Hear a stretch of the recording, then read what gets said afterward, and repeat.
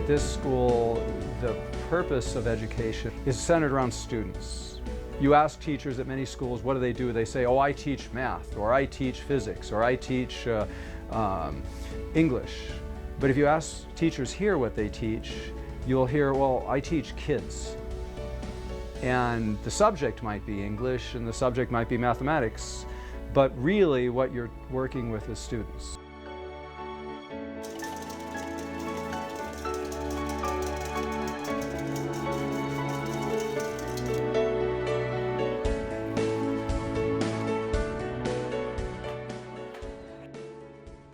The expectation of the teacher is just that you're going to create something that you like or that you think is interesting. They give you ways that you can make it your own in every project, in every class, and I think that a lot of that is just the mentality the kids have here and also the mentality that the teachers have, that they want you to do something interesting.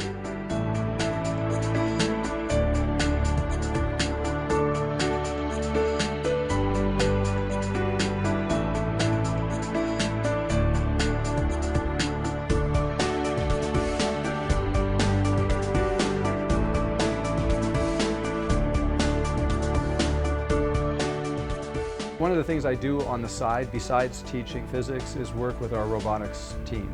And historically, robotics is an activity-based learning. You know, in a traditional school, most of what you learn comes out of books, and you read books and you do tests at the end of each chapter.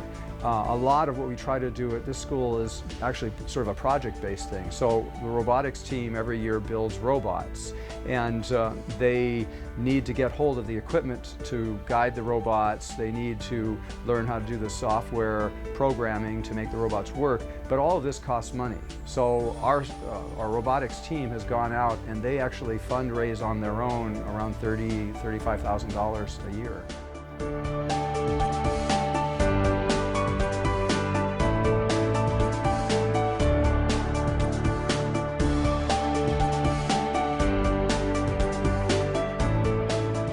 In the past, I haven't particularly enjoyed my academic classes. I've tolerated them or just like participated somewhat, but at SDA I really feel like I'm a part of things and I really enjoyed the academic classes actually, and I looked forward to going to school every day, which is actually a new feeling for me.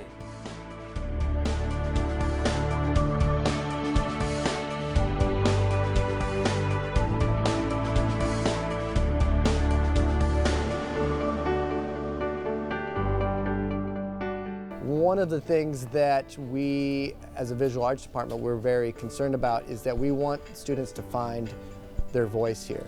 I'm more concerned about teaching them how to be an artist rather than teaching them about art. I'm more concerned about them long-term and how they're going to use these skills. One of the things that I hear from students who have transferred from other schools is they enjoy the freedom that teachers give them to explore, and I think that's really important at this age.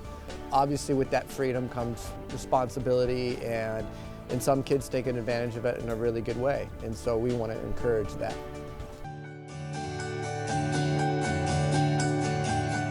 I think the school is really unique in the sense that instead of the way we sort of stereotype high school is that we all want to conform and there are lockers and it's gray and sad, but teachers sort of kind of promote this type of creativity and type of unique environment that really fosters going outside of your comfort zone and meeting new people and expressing yourself, which I think is really necessary and sort of pivotal when you're in high school, when you're sort of figuring out who you are.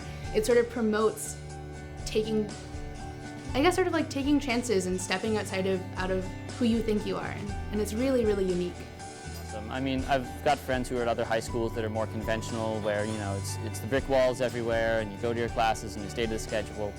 And here you're going to your classes, but it's going to be a creative class, an art class, a class with a teacher who wants to do something deeper than just teach out of the book, whether it's going to be writing poetry or doing a painting or doing sculpture or building a robot or something like that.